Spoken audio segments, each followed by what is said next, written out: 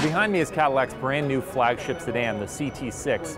GM's investing a ton of money in Cadillac, and this is the first fruits of that investment. Some key things you want to mention about this car is, first of all, its design. So because it's a flagship, a lot of what you see here is going to trickle down to future models.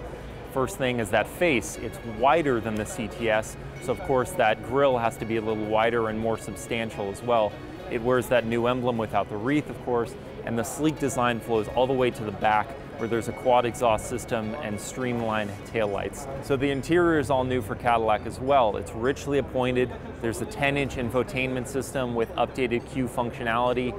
The front and rear both have heated and cool seats. The rear also massage and can recline, which is pretty awesome. Engine-wise, there's going to be a 2-liter 4-cylinder to start things off. Again, weight savings is big about this car, so having a 2-liter 4-cylinder, something that light, is important.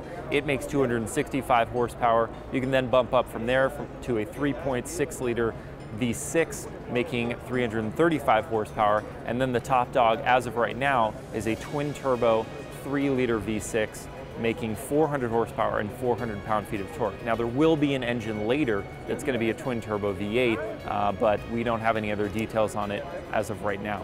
Cadillac was determined to make this car as light as possible.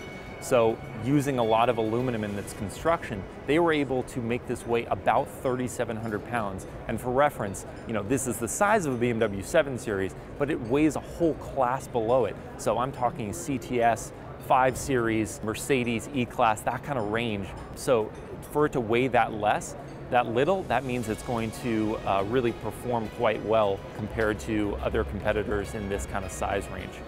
So again, the name of the game on this one is weight savings. Cadillac has done a ton to make this as light as a class below it, and that's going to prove substantial when it comes to driving dynamics. So kudos, Caddy.